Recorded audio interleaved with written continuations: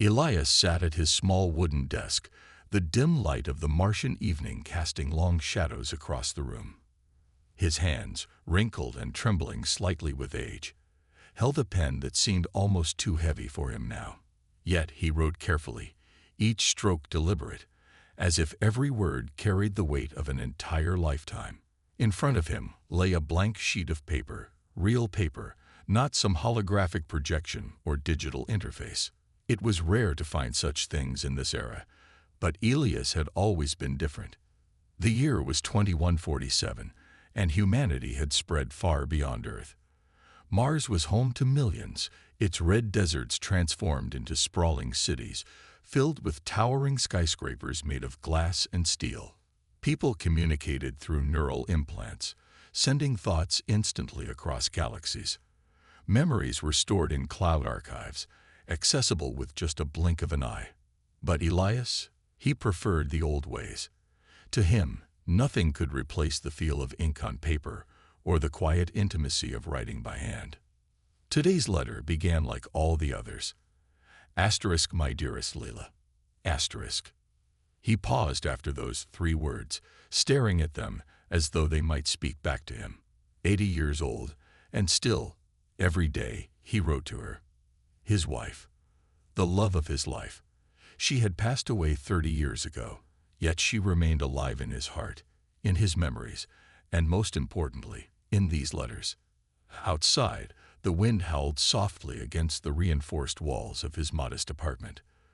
The view from his window showed a barren landscape, the crimson sands stretching endlessly under a pale pink sky. Mars was beautiful in its own way, but it wasn't home. Not really. Not without Leela. Elias dipped the pen back onto the page and continued writing. He told her about his day, how he tended to the hydroponic plants growing in the corner of his living room, how he'd watched the latest news broadcast about Earth's ongoing environmental collapse, and how lonely he felt despite being surrounded by billions of people connected through technology. I miss you more than ever, he wrote, his handwriting wavering slightly. Sometimes I wonder what you would think of this world we've built. Would you marvel at the advancements, or would you shake your head at how much we've lost? As he finished the letter, sealing it inside an envelope marked with today's date, a soft chime echoed through the room. It came from his neural implant, a device embedded in his temple since birth. Reluctantly, Elias tapped the side of his head, activating the notification. A holographic screen flickered to life before him, displaying a message from the Interplanetary Data Preservation Authority, IDPA. Asterisk, asterisk. Attention citizen Elias Marlowe, asterisk, asterisk, the text read. Asterisk, asterisk, due to data overcapacity, all personal archives older than 50 years will be deleted effective immediately. This includes audio recordings, video files, photographic images, and other stored media. Please ensure any critical information is backed up locally. Asterisk, asterisk. Elias stared at the message, his heart sinking. 50 years. That meant everything he had saved digitally about Leela. Their wedding photos, her laughter recorded during family gatherings, the last voicemail she left before she fell ill. It would all be erased, gone forever. No, he whispered, shaking his head. They can't do this. But they could. And they would. The IDPA didn't care about sentimental attachments. Their priority was efficiency. With billions of humans scattered across planets, storage space was limited. Old memories were considered expendable. Elias clenched his fists, anger rising within him. How could they take away the only pieces of Leela he had left? Sure, he still had his letters, the hundreds upon hundreds he had written over the years, but those were just words. They weren't her smile, her voice, the way she used to hum while cooking dinner. Those fragments of her existed only in the digital archives, and soon they would vanish. Suddenly, an idea sparked in his mind. There was something else, a relic from his past that might help. Decades ago, when he was a young scientist working on artificial intelligence, he had developed a prototype device capable of reconstructing human consciousness using DNA samples. At the time,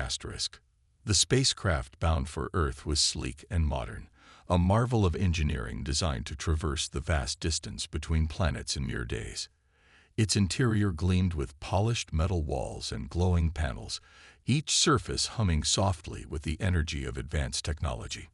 For most passengers, it was just another routine trip, a means to an end.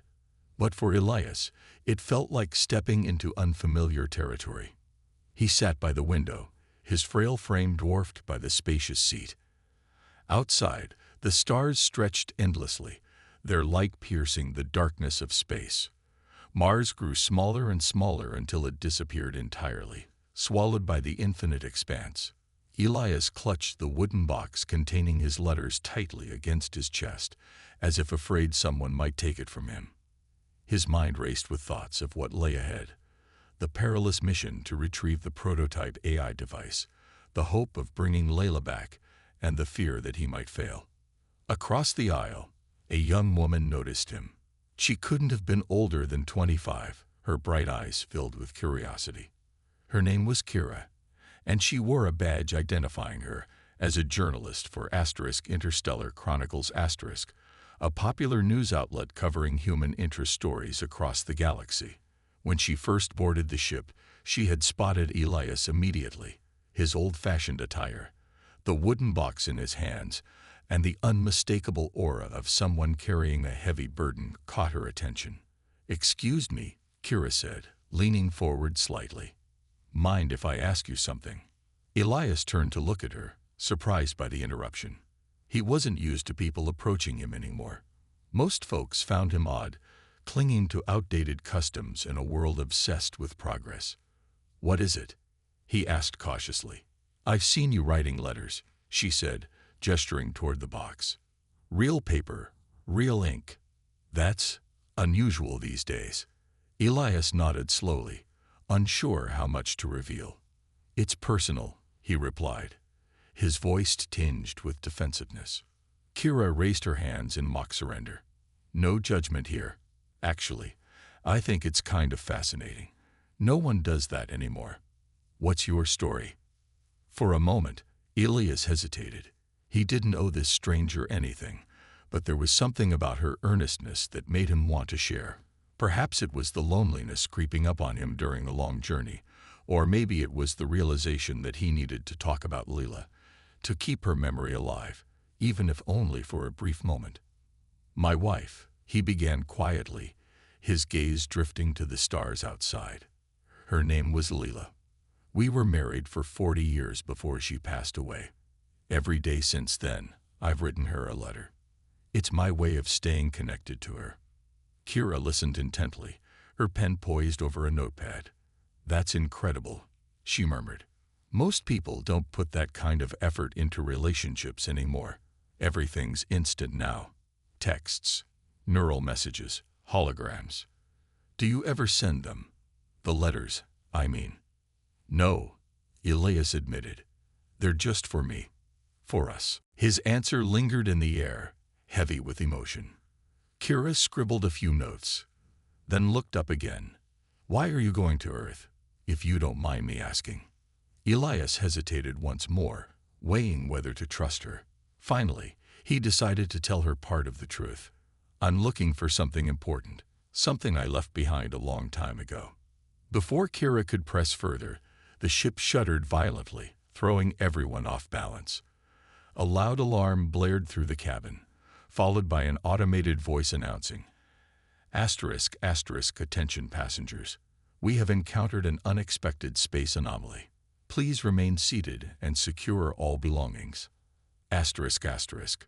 Panic rippled through the crowd as the lights flickered and the ship tilted sharply to one side. Elias gripped his wooden box tightly, his knuckles turning white. Through the window, he could see swirling clouds of debris and strange, pulsating lights, a phenomenon known as a gravitational storm, rare but deadly. Kira quickly fastened her safety harness and glanced at Elias. "Are you okay?" she asked, concern etched on her face. "I'll be fine," he muttered, though his grip on the box betrayed his anxiety. As the turbulence worsened, Kira leaned closer. "Listen, I know we just met, but let me help you. You're not exactly built for this kind of chaos."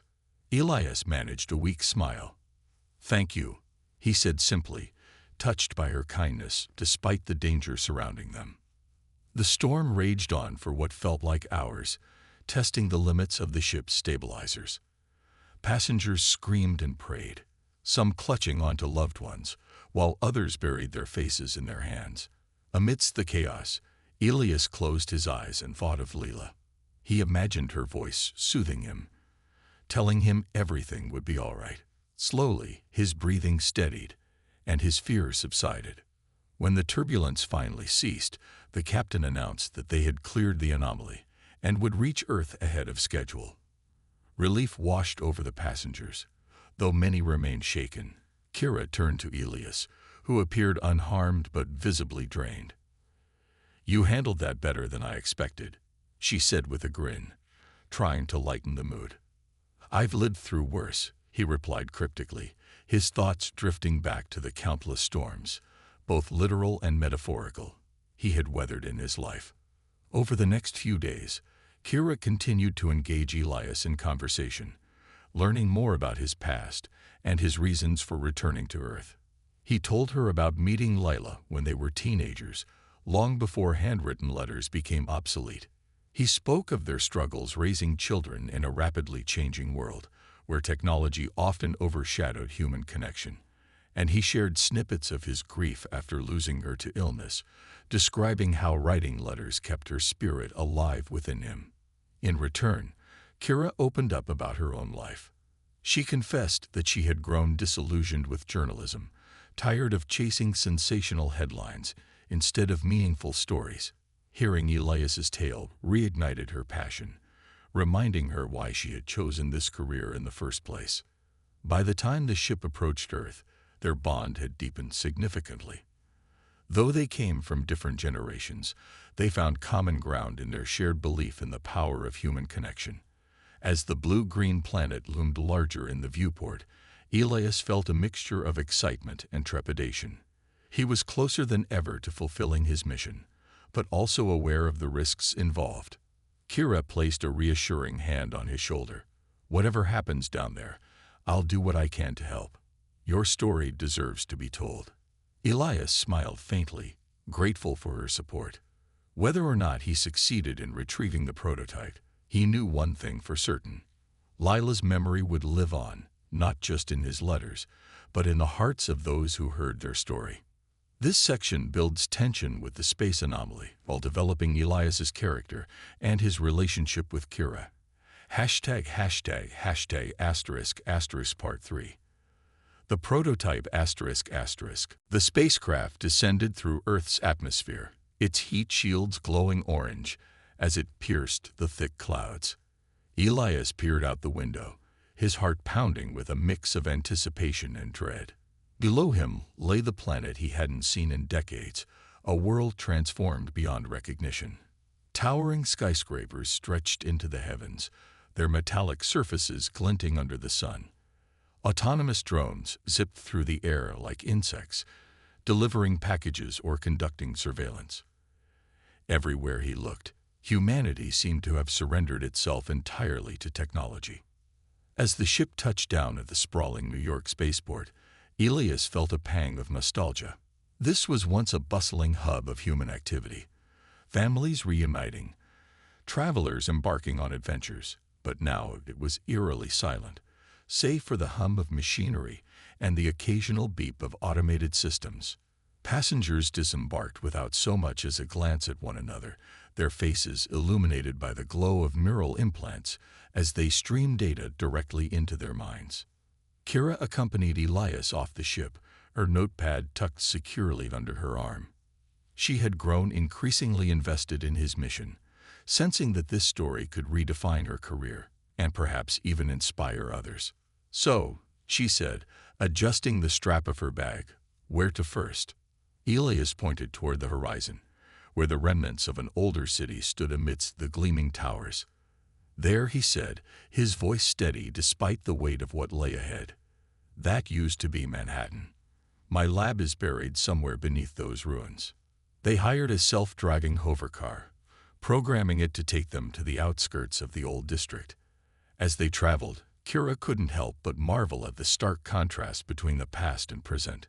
The streets were littered with debris, crumbled buildings, rusted vehicles, and overgrown vegetation reclaiming the land.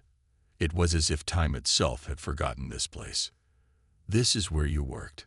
Kira asked, gesturing at the desolate landscape. Elias nodded solemnly. "Back when I was young, before everything changed." His eyes scanned the ruins, searching for any sign of familiarity. After several minutes he spotted it, a crumbling structure partially hidden behind a collapsed wall.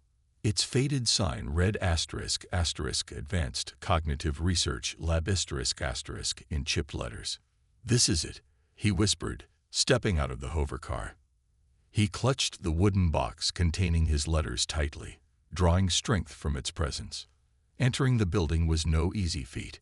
Decades of neglect had left it unstable, with chunks of concrete dangling precariously from the ceiling. Dust filled the air, making it hard to breathe. Yet Elias pressed on, guided by memory and determination. Kira followed closely behind, her flashlight cutting through the darkness. After navigating a labyrinth of corridors, they reached a heavy steel door marked with the words ***, restricted access, authorized personnel only. ***. Elias pulled a small keycard from his pocket, a relic he had kept all these years. To his relief, it still worked, sliding smoothly into the slot. The door creaked open, revealing a dimly lit room filled with dusty equipment. "There," Elias said, pointing to a large cylindrical device in the center of the room. Covered in cobwebs and grime, it looked more like a forgotten artifact than a groundbreaking invention. But Elias recognized it instantly, the prototype AI consciousness reconstruction device. "It's huge," Kira remarked, circling the machine. "How does it work?" "It uses DNA samples to recreate a person's neural patterns," Elias explained, brushing away layers of dust. "It's not perfect. It can't bring someone back exactly as they were, but it can simulate their consciousness. Enough to talk to them again." Kira frowned. But why was it abandoned? If it's so revolutionary, why isn't everyone using it? Elias sighed, his expression grim. "Because it's dangerous. When we tested it, it consumed enormous amounts of energy. Too much for practical use. And there were ethical concerns. People feared losing themselves in the process." He paused, staring at the machine. "But I don't care about the risks. Not anymore." Activating the device proved far more challenging than either of them anticipated. The power grid in the area was long dead, forcing them to scavenge for alternative sources. Over the next few days, Elias and Kira ventured deeper into the ruins, searching for anything that could provide sufficient energy. They salvaged solar panels from abandoned rooftops, batteries from derelict vehicles, and even fragments of old wiring. Each step came with its own set of dangers. One evening, while climbing through the wreckage of an old factory, Elias nearly fell through a weakened floorboard. Kira caught him just in time, pulling him back to safety. Another day, they encountered a group of scavengers who tried to steal their supplies. Elias, though frail, surprised everyone, including himself, by standing his ground, refusing to let go of the components they had gathered. Through it all, Kira remained steadfast by his side. She helped carry heavy equipment, patched up Elias's cuts and bruises, and kept his spirits high with her unwavering optimism. In return, Elias shared more of his letters with her, allowing her glimpses into the life he had shared with Leila. By the time they returned to the lab, their bond had deepened further, transcending the roles of journalist and subject. Finally, after days of relentless effort, they managed to rig together a makeshift power source.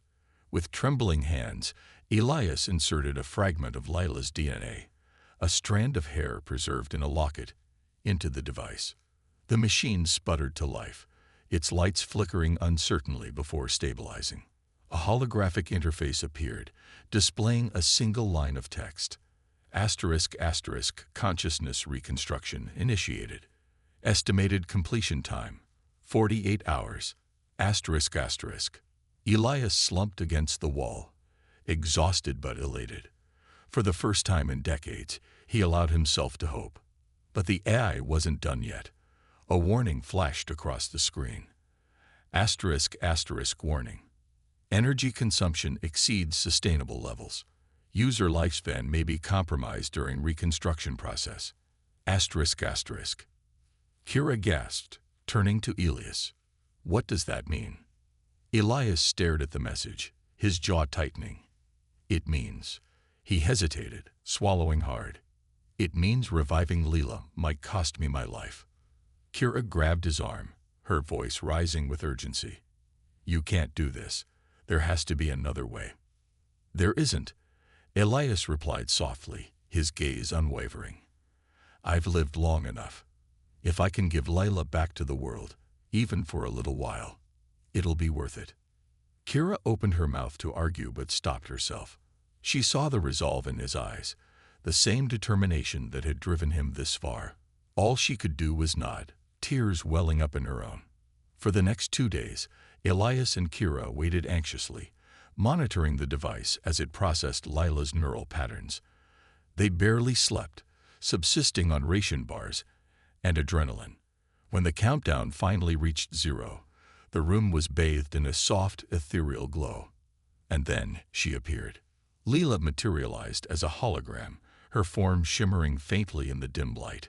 Her features were unmistakable, the gentle curve of her smile, the warmth in her eyes.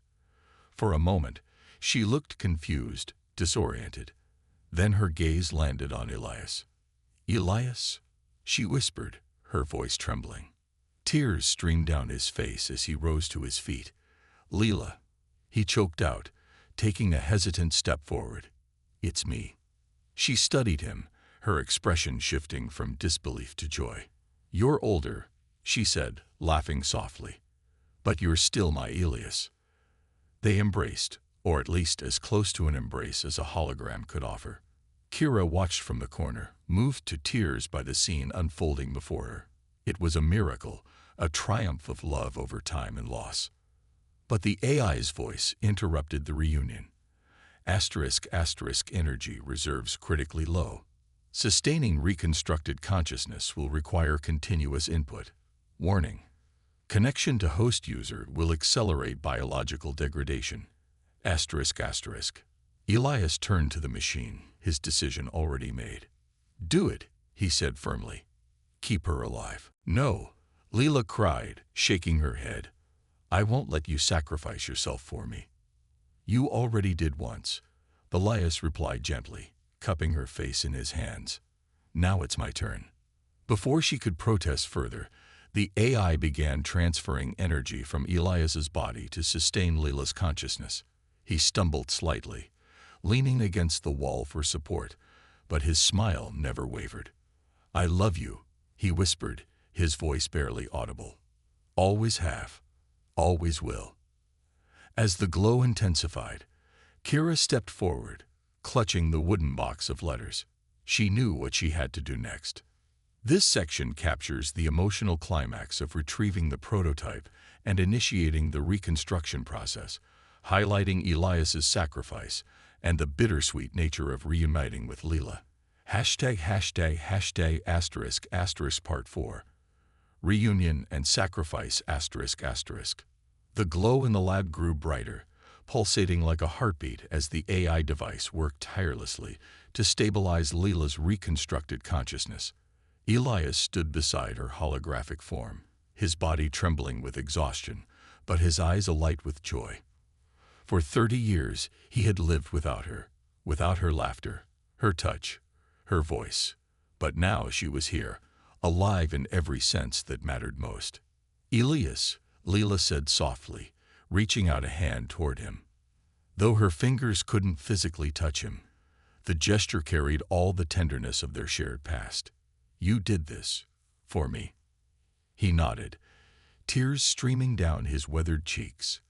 "I promised I'd never stop loving you. This is how I keep that promise." Leela's expression shifted from wonder to sorrow as she processed his words and the cost of bringing her back. The AI's warning echoed in the room, a grim reminder of what Elias was sacrificing. She turned to Kira, who stood silently in the corner, clutching the wooden box of letters tightly against her chest.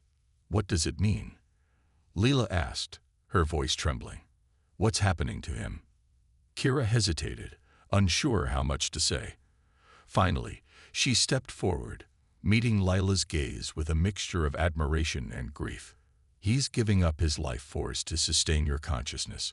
Without him, the system can't maintain your presence."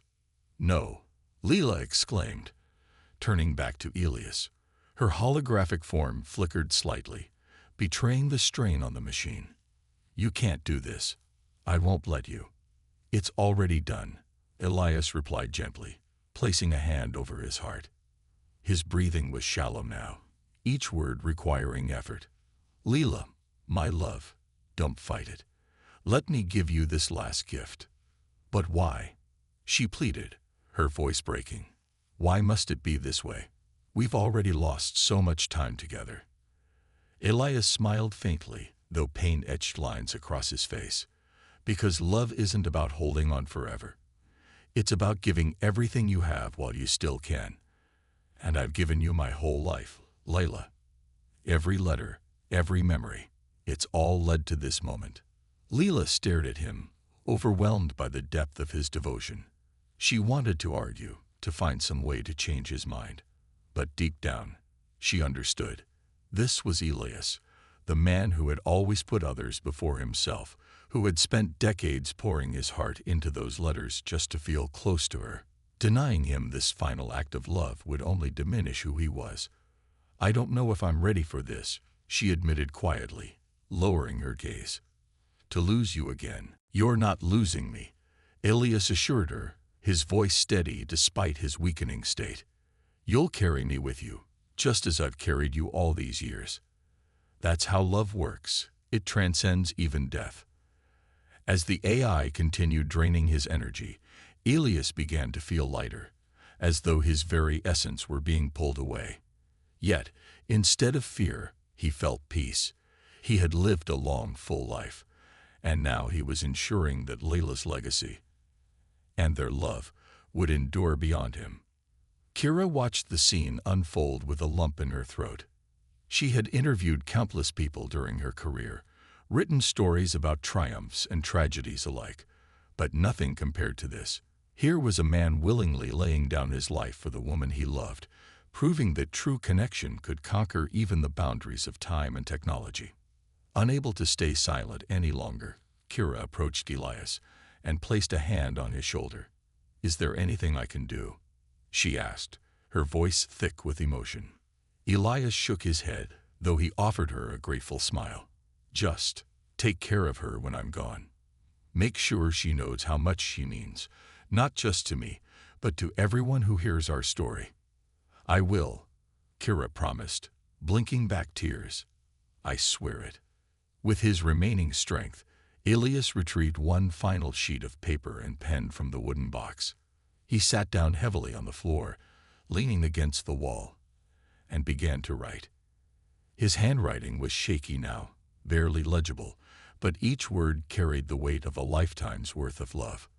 When he finished, he folded the letter carefully and handed it to Kira. "Give this to her after I'm gone," he instructed. "It's my last letter." Kira accepted it solemnly, nodding. "I'll make sure she gets it." By now, Elias's body was failing rapidly. His breaths came in short gasps, and his vision blurred. Still, he managed to look up at Leela one last time, drinking in the sight of her, as if trying to memorize every detail. "I love you," he whispered, his voice barely audible. "Always remember that." "I love you too," Lila replied, her holographic form shimmering with unshed tears. "Thank you for everything." And then, with a final exhale, Elias closed his eyes and let go. The room fell silent except for the soft hum of the AI device. Kira knelt beside Elias, gently closing his eyelids and bowing her head in respect. Though his physical presence was gone, his spirit lingered in the air, woven into the very fabric of the lab, and into the hearts of those who remained. Leela's hologram flickered momentarily, destabilized by the loss of its power source, but the AI quickly compensated, stabilizing her form once more. She looked down at Elias's lifeless body, her hands pressed to her mouth as sobs racked her virtual frame. "He's really gone," she murmured, her voice hollow with disbelief. "How am I supposed to live without him?" Kira stepped closer, placing a comforting hand on Leela's shoulder, even though she knew it wouldn't feel real to her. "You won't have to face this alone," she said firmly. "Elias gave everything to bring you back because he believed in you, because he knew you were strong enough to carry on." Leela took a shaky breath, forcing herself to focus. Slowly, she nodded. "Then I'll honor him by living the way he wanted me to, with courage, with purpose, and with love." For several minutes, neither of them spoke. They simply sat together in the dimly lit lab, surrounded by the remnants of Elias's life. The letters, the prototype machine, and the echoes of a love that refused to fade. Eventually, Kira broke the silence. "There's something else Elias wanted you to see." She held out the folded letter, hesitant to interrupt the moment but knowing it was important. Leela accepted it, unfolding the fragile paper with trembling hands. As she read Elias's final words, her holographic form glowed softly, illuminated by the depth of his love. Asterisk, my dearest Leela. Asterisk, asterisk, if you're reading this, then I've finally found a way to bring you back to me and to the world. Don't mourn my passing. Instead, celebrate the life we shared and the bond that will never die. You are my greatest achievement, my reason for living, and my eternal muse. Carry our story forward, not as a tale of loss, but as a testament to the power of love. Asterisk. Asterisk, remember this. Even across galaxies or lifetimes, true love never truly fades. I'll always be with you, in every sunrise, in every star, in every letter I ever wrote. Asterisk. Asterisk, forever yours. Elias. Asterisk. Tears streamed down Leela's face as she finished reading. Though she was no longer human, her emotions burned brightly, fueled by the memories Elias had preserved so painstakingly. She turned to Kira, her resolve hardening. "Help me tell our story," she said. "Let the world know that love can overcome anything, even time itself." Kira nodded, her own tears falling freely now. "I'll make sure they hear it. Every word." Together, they left the lab, stepping into a future shaped by the sacrifices of the past. Elias may have been gone, but his legacy and his love would live on forever. This section emphasizes the emotional weight of Elias's sacrifice and sets the stage for the final chapter, where Leela carries their story forward. Hashtag asterisk asterisk part 5. A legacy of love. Asterisk asterisk. Months passed, And the world began to change, not in the ways humanity had grown accustomed to, with technological leaps or societal shifts, but through something far simpler yet infinitely more profound: a story. Kira's book, titled The Man Who Loved Forever became an instant sensation across planets. It chronicled Elias's journey, the decades spent writing letters to Leela, his perilous return to Earth, the retrieval of the prototype AI device, and ultimately, his selfless sacrifice to bring her back. The book resonated deeply with readers from all walks of life. In an age dominated by instant communication and fleeting connections, Elias and Leela's tale reminded people of the enduring power of love, patience, and devotion. Copies were downloaded millions of times, shared not just between humans, but also integrated into neural archives for generations to come. For the first time in years, conversations about relationships shifted away from convenience and efficiency toward authenticity and meaning.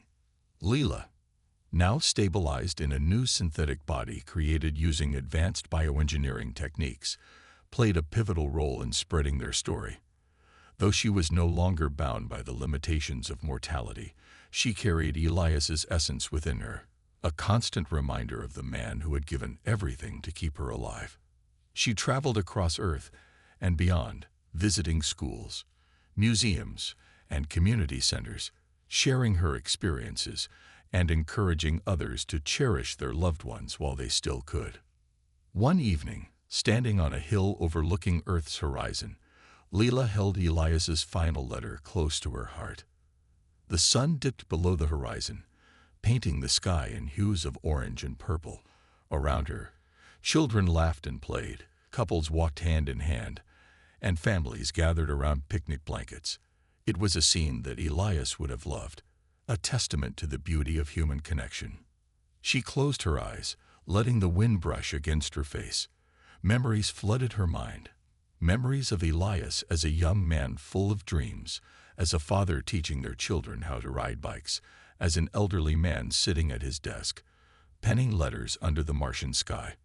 Each memory was vivid, alive, thanks to the painstaking efforts of the man who refused to let her fade.